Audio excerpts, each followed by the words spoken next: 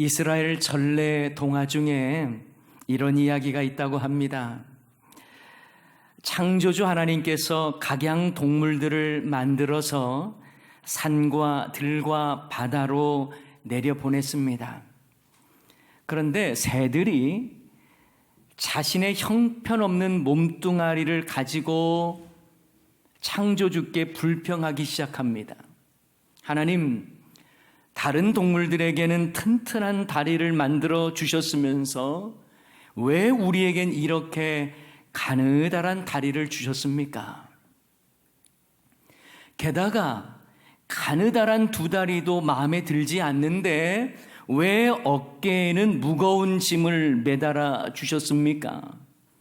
새들은 불평을 쏟아놓습니다. 그러자 하나님은 새들에게 말합니다. 너희들이 무거운 짐으로 생각하는 그 양쪽 어깨의 짐을 활짝 펴 흔들어 보아라. 그러자 독수리가 가장 먼저 거추장스럽게 여겼던 어깨의 짐을 활짝 펴서 힘껏 흔들었습니다. 그 순간 독수리의 몸은 쉽게 창공을 날아올랐습니다. 그제서야 새들은 알았습니다. 자신의 양 어깨에 붙어 있는 것은 짐이 아니라 날개였다는 사실을요. 혹시 여러분에게도 한때는 짐으로만 생각했는데 나중에 알고 보니 짐이 아니라 날개였다는 것을 경험한 적이 있습니까? 예전에 장애아를 둔 한 어머니의 신앙 간증이 문득 떠오릅니다. 예수님을 알기 전에는 자신의 장애 아이를 볼 때마다 짐짝처럼 느꼈다는 거예요. 제대로 사람 구실도 못하는 자식이라는 생각에 내 인생의 짐짝으로만 여기며 불평하며 살았답니다. 그런데 예수님 믿어서 은혜를 받고 보니 자신이 이 아이 때문에 얻은 것이 참 많다는 것을 깨닫게 된 거예요. 그래도 이 아이 때문에 하나님께 늘 기도하는 여인의 삶을 살았다는 것, 이 아이 때문에 포기하고 싶을 때마다 하나님의 공급하시는 은혜와 힘을 느꼈다는 것, 그리고 앞이 보이지 않을 때마다 하나님께서 나를 만지시고 길을 보여주셨다는 것을 생각해 볼 때에 이 아이는 더 이상 내 인생의 짐이 아니라 날개였구나라는 것을 깨달았다는 것입니다. 여러분, 모든 세상 사람들은 그 누구도 예외 없이 인생의 짐을 짊어지고 살아갑니다. 그런데 어떤 사람은 그 짐을 날개로 여기며 사는 사람이 있고, 어떤 사람은 날개도 짐짝으로 여기며 사는 사람들이 있습니다. 여러분은 어떤 부류의 사람입니까? 학창시절 저는요, 어른이 참 부러웠습니다. 그리고 빨리 어른 되었으면 좋겠다는 생각을 했습니다. 왜냐하면 어른들은 시험을 안 봐도 된다고 생각했기 때문이에요. 학생 때는 수시로 시험을 보고요, 중간고사, 학기말고사, 대학 입시 얼마나 시험이 많습니까? 그런데 성인이 되면 시험을 안 봐도 된다고 생각을 했거든요. 그래서 빨리 어른 되고 싶다, 그렇게 생각했던 적이 있습니다. 그런데 막상 어른이 되었는데도요, 시험은 끊어지지 않더라고요. 운전면허 시험부터 대학원 시험, 강도사고시, 목사고시, 원어시험, 성경시험, 계속 끊어지지 않더라고요. 물론 어른이 되면서 종이로 된 시험지를 받아보는 일은 점점 줄어들었지만 한 단계 성장하기 위해서는 단계마다 필요한 시험을 거쳐야 했습니다. 그리고 저는 서서히 알았습니다. 우리가 살아가는 삶 자체가 모두 시험이구나는 사실을요. 시험지로 받는 시험은 아니고 사지선다형의 문제들은 아닐지라도 우리는 날마다 시험을 치르고 살아갑니다. 부부로 인해서, 사업으로 인해서, 자녀로 인해서, 또 직장 생활을 위해서, 심지어는 신앙 생활을 하면서도 수많은 인생의 힘든 시험을 치르고 있다는 사실입니다. 어쩌면 우리들도 오랜 세월 속에 여러 가지 시험을 치르는 과정을 견디고 통과하면서 지금의 여러분 아닙니까? 우리의 자녀들도요, 그냥 자란 것 아니잖아요. 자라면서 성장통이 있었고 질병도 이겨냈고 인생의 많은 문제들 고민하며 극복하며 성장해 간 것이죠. 그래서 아이들은 아프고 나면 쑥 큰다는 말도 있잖아요. 우리들도 아픈 만큼 성숙해지고요, 상처 위에 새살 돋는 회복의 과정을 통해서 더욱 성숙해지고 깊어지는 것 아니겠습니까? 오늘 본문 말씀은요, 대체로 복을 이야기할 때에 참 많이 사용되었던 구절이었습니다. 그런데 잘못 해석되고 적용된 대표적인 말씀이기도 합니다. 주께서 내게 복을 주시려거든 나의 지역을 넓히시고, 전에 개역 한글에서는요 이렇게 표현되어 있었어요. 원컨대 주께서 복에 복을 더하사 나의 지경을 넓히시고, 이렇게 되어 있었습니다. 그래서 어떤 설교자들은 이 개역 한글 성경에 복에 복을 더하사라는 말씀에 흥분하면서 더블복, 이중복을 말하기도 했어요.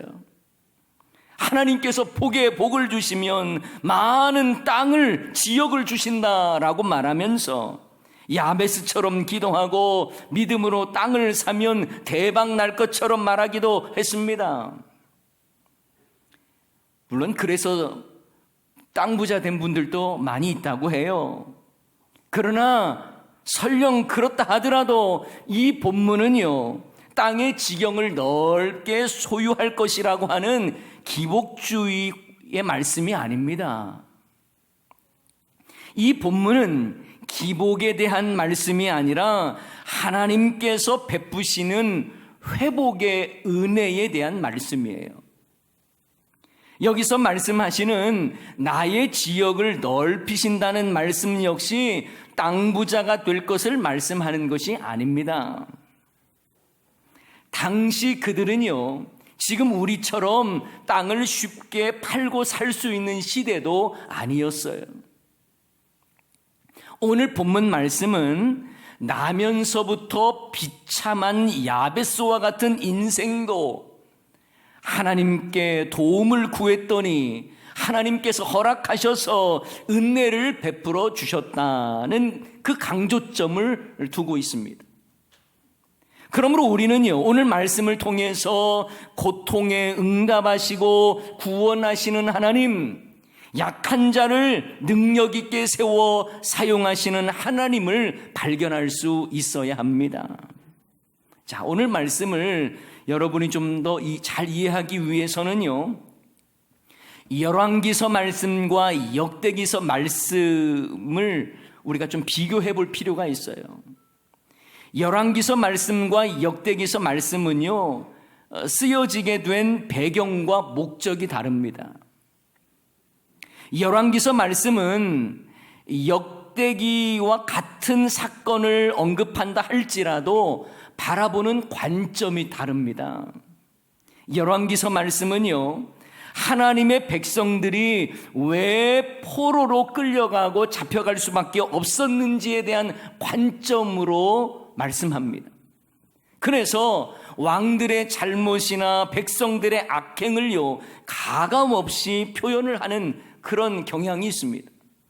반면에 역대기 말씀은요, 열왕기서 말씀보다 훨씬 더 후대에 기록된 책으로 역대기 말씀의 관점은 그럼에도 불구하고 하나님은 왜 그들을 해방시키셨고 회복시켜 주셨는가에 초점을 맞춘 말씀들이에요.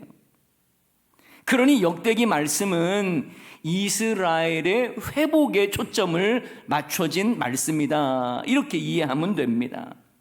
그래서 일반적으로 열왕기서 말씀은요, 심판을 염두에 둔 선지자적 관점에서 기록되었다면 역대기서는 소망과 회복을 바라보는 제사장적 관점에서 기록되었다고 말할 수 있습니다. 자, 이런 측면에서 역대기 말씀인 오늘 본문 말씀은요, 조상의 족보를 계속 언급을 합니다. 이것은 이스라엘 백성들이 포로로 잡혀갔지만 회복되었음을 보여주는 말씀이에요. 하나님께서 그들을 이렇게 이끌어 가셨고 인도하셨다라는 말씀이죠. 그러니 오늘 본문 중에 그 유다 자손을 언급하면서 갑자기 야베스를 언급하는 것도요, 그가 땅 부자가 되었고 대박을 터뜨렸다, 이것을 말씀하려고 하는 것이 아니라 야베스 같은 존재라도 하나님께서 회복시키시고 구원하셨다라고 하는 것을 우리에게 보여주는 말씀입니다.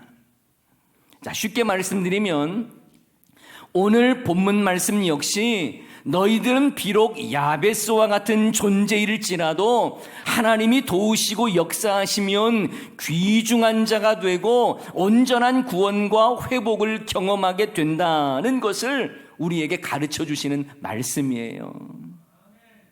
그런데 어쩌다가 이 말씀이 그저 복 주시고 땅 넓혀 주시고 대박을 약속하시는 말씀으로 어떻게 적용됐는지는 잘 모르겠습니다.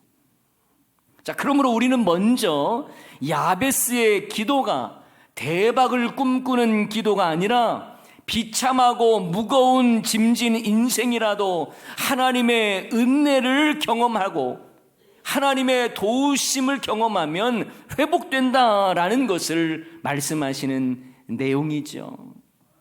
자, 그렇다면 야베스가 왜 비참하고 연약한 인생이라고 말할 수 있을까요? 야베스라고 하는 이름의 의미를 보면 잘 알 수 있습니다. 야베스는요, 고통의 사람, 수고로운 자라는 의미를 가지고 있습니다. 오늘 본문에 보면 야베스의 어머니가 내가 수고로이 낳았다는 의미로 야베스라고 이름을 지었다는 거예요. 아마도 야베스의 어머니가 정말 아이를 힘들게 낳았던 것 같습니다. 출산의 고통이 원래 힘든데 태어난 아들의 이름을 고통의 사람, 괴롭히는 자, 이런 의미를 지을 정도로 야베스의 어머니는 출산하면서 목숨이 위태로울 정도로 힘든 고통이었던 것 같습니다. 어쨌든 야베스는요, 태어난 이후에 고통의 아이로 불려졌습니다. 창세기에 보면 이와 비슷한 인물이 나옵니다. 바로 야곱의 마지막 아들 베냐민이에요. 그의 원래 이름은 베논입니다. 베논이. 베논이라는 말은 슬픔의 아들이라는 의미예요.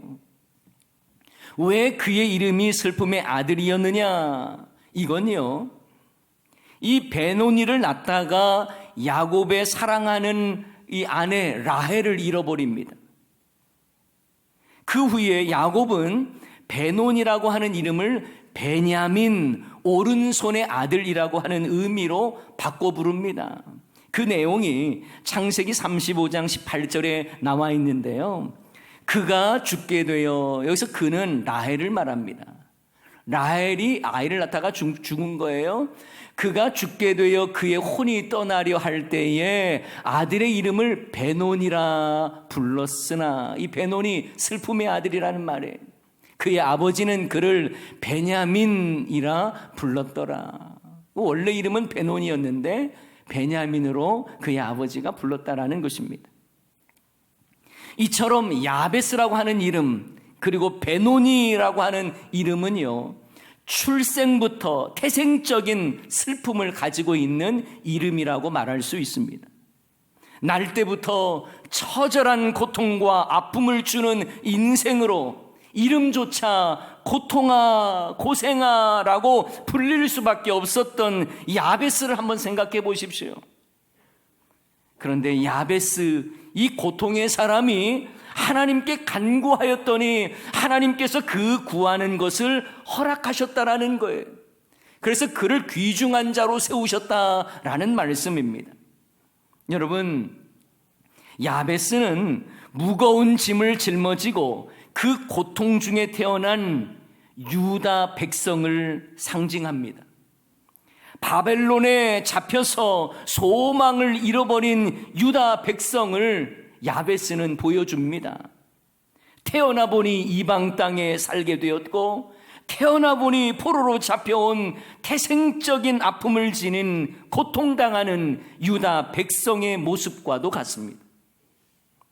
그러나 하나님은 소망 없이 보이는 야베스의 기도를 들으시고 그의 인생을 들어 귀중한 자로 세우신 것처럼, 하나님은 고통 중에 있는 유다 백성을 회복시켜 주셔서 존귀한 자로 세워주시겠다고 하는 회복의 말씀이에요. 그런데 저는 야베스를 묵상하면서 고통 가운데 임하신 예수님이 계속 떠올랐어요. 예수님의 태어나심 자체도요, 이와 비슷했습니다. 별을 보고 찾아온 박사들에게 왕이 태어날 것이라고 하는 소리를 들은 이 헤롯 왕이 베들레헴과 그 지경의 2살 아래 아기들을 다 죽이지 않습니까? 이런 점에서 예수님의 탄생이 가져온 고통이요, 베들레헴 지경의 어린 아기를 가진 부모에게는 그 고통이 다 임했던 것입니다.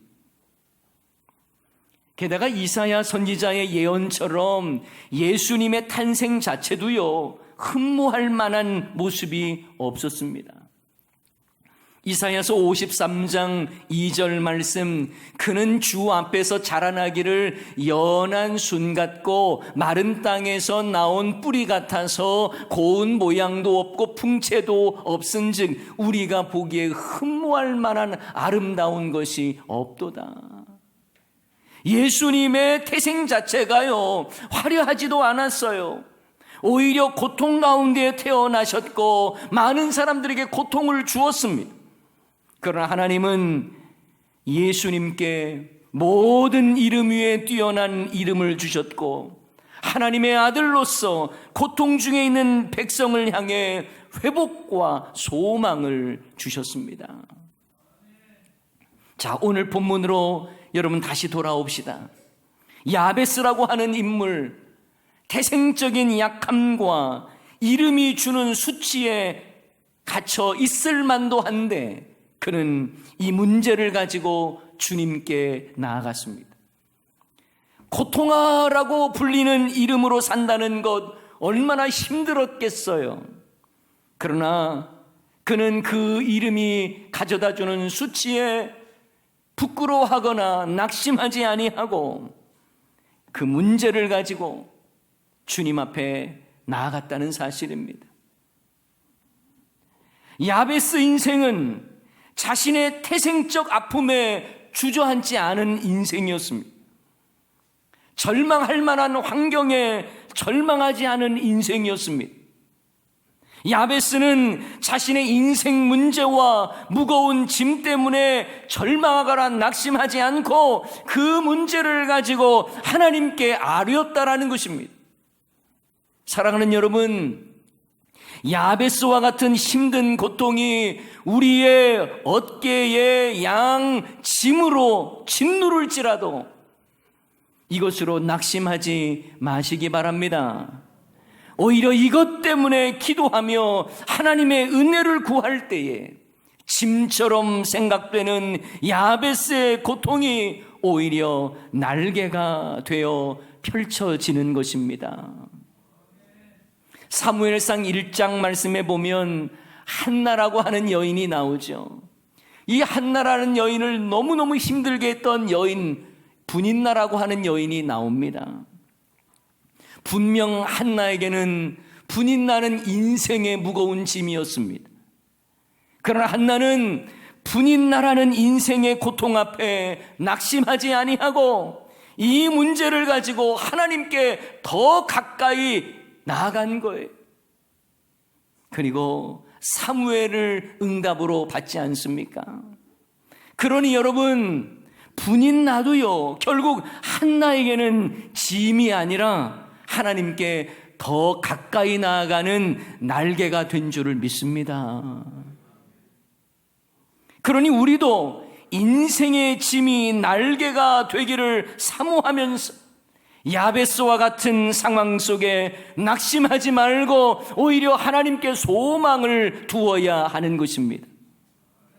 야베스라고 하는 이름에 갇혀서 이것이 내 인생을 짓누르는 짐이 될 것이 아니라 오히려 하나님 앞에 기도함으로 응답받고 그래서 더 주님께 가까이 나아가는, 그래서 우리의 신앙이 날개치며 올라감 같은 신앙이 되어야 한다라는 것입니다. 시편 55편 22절 말씀, 내 짐을 여호와께 어떻게 하래요? 맡기라. 그가 너를 붙드시고 의인의 요동함을 영원히 허락하지 아니하시리로다. 우리의 짐 주님께 맡기는 거예요. 그래서 우리의 인생의 짐을 주님께 더 맡기고 더 가까이 할 때에 그것은 더 주님을 향해 가까이 나아가는 날개가 되는 것입니다. 사실 우리는 야베스와 같은 인생의 짐이 빨리 없어지기만을 원하죠. 그러나 하나님은 우리 인생의 짐, 그러나 이것에 눌리지 말고 그것을 날개로 삼아서 활짝 펴서 더 힘있게 날아가라고 말씀하시는 겁니다. 그래서 이사야서 40장 29절부터 31절 말씀을 보면 피곤한 자에게는 능력을 주시며 무능한 자에게는 힘을 더하시나니 소년이라도 피곤하며 곤비하며 장정이라도 넘어지며 쓰러지되 오직 여호와를 앙망하는 자는 새 힘을 얻으리니 독수리가 날개치며 올라감 같을 것이요 다른 박질하여도 곤비하지 아니하겠고 걸어가도 피곤하지 아니하리로다. 아멘. 하나님은 인생의 무거운 짐 가운데 피곤한 인생을 살아가고 있는 저와 여러분에게도 능력을 주신다고 말씀하십니다. 무능력한 저와 여러분에게 힘을 주시겠다고 말씀합니다. 오직 하나님께서 자신을 앙망하는 자에게 새 힘 주시고 독수리가 날개치며 올라감 같게 하시겠다고 약속하셨습니다. 바라기는 저와 여러분의 인생의 짐이 오히려 하나님을 향해 날아오르는 날개가 되기를 주님의 이름으로 축원합니다. 얼마 전에 저희 교회 어느 장로님께서 제게 카톡으로 좋은 글을 보내셨어요. 제가 그 글을 읽으면서 참 은혜를 받았습니다. 류시와 시인의 기린에 관한 이야기인데요, 새끼 기린 이야기입니다. 키가 큰 기린이 새끼를 낳으면요, 낳으면서부터 새끼가 수직 낙하를 해서 땅바닥에 내동댕이 치는 그 충격이 어마어마하답니다. 그 충격 때문에 새끼 기린은요, 태어날 때부터 이 떨어진 충격에 정신을 못 차리고 멍해져 있다는 거예요. 그때 엄마 기린은요, 다시 한번 긴 다리로 새끼 기린을 걷어찬다고 합니다. 새끼 기린 입장에서야 얼마나 억울하겠습니까? 이제 막 세상에 태어났고 태어나자마자 이미 땅바닥에 세게 부딪혔는데 또 어미 발에 걷어차인 거예요. 새끼 기린은 너무 아파 비명을 지른다고 해요. 그러나 새끼 기린은 직감적으로 안답니다. 여기 가만히 있으면 또 걷어차인다는 것을 안다는 거예요. 그래서 새끼 기린은요, 가늘고 긴 다리를 비틀거리면서 일어납니다. 바로 그때 엄마 기린이 다시 한 번 더 엉덩이를 세게 걷어찬답니다. 그 충격에 이 새끼 기린이 자빠져 버리고, 그리고 그때 벌떡 일어나서 다시 달리기 시작한답니다. 그러고 나면 엄마 기린이 달려와서 이 아기 기린을 어루만지며 핥아준다고 해요. 엄마 기린은 알고 있는 거예요. 새끼 기린이 달리지 않으면 맹수들의 먹잇감이 될 것을요. 여러분, 우리도 새끼 기린처럼 태생부터 수직낙하하고 걷어차이고 다시 넘어질 때가 있어요. 그러나 하나님께서는 그 모든 것을 우리에게 짐으로 주신 것이 아닙니다. 야베스라고 하는 인물, 태생적인 아픔을 가지고 있다고 해도 주저앉고 낙심하고 있으면 안 되잖아요. 우리들도 마찬가지로 짐짝 같은 것이 내 위에 눌려져 있다 하더라도 그것을 어깨의 날개로 알고 활짝 펴서 흔들어야 한다는 것입니다. 코로나 시대를 살면서 우울하고 낙심될 일들이 많죠. 그때 우리는 믿음의 날개를 펴서 오히려 더 큰 믿음으로 날아 올라가야 할 줄을 믿습니다. 환경의 고통을 그저 내 인생의 짐으로만 생각하지 마세요. 태생적인 짐을 불평의 이유로 삼지도 마십시오. 하나님은 우리의 고통의 짐을 통해서 더 놀라운 일들을 보여주실 것입니다. 내 등에 있는 불행하게 여겨지는 짐조차도 하나님의 영광을 위한 날개가 될 수 있음을 기억해야 합니다. 야베스와 같은 환경, 고통으로 가득 찬 야베스와 같은 인생이라도 그것은 짐이 아니라 더욱 하나님께 간구함으로 존귀한 자로 세움받고 회복되는 놀라운 경험을 여러분도 하시기 바랍니다. 야베스가 바로 그의 인생의 짐짝처럼 보이는 상황에 낙심하지 않고 더 가까이 주님께 간구하고 기도함으로 주님의 놀라운 역사를 맛보았던 것처럼 우리도 그러해야 한다는 것이죠. 사랑하는 여러분, 여러분에게 무겁게 생각되는 인생의 짐짝이 무엇이 있습니까? 그러나 그것은 짐이 아니라 오히려 주님을 향해 날아 올라가는 날개임을 기억하십시오. 그래서 하나님의 회복해 하시는 은혜를 더 크게 누리고 하나님의 구원을 경험하는 저와 여러분 다 되시기를 주님의 이름으로 간절히 축원합니다.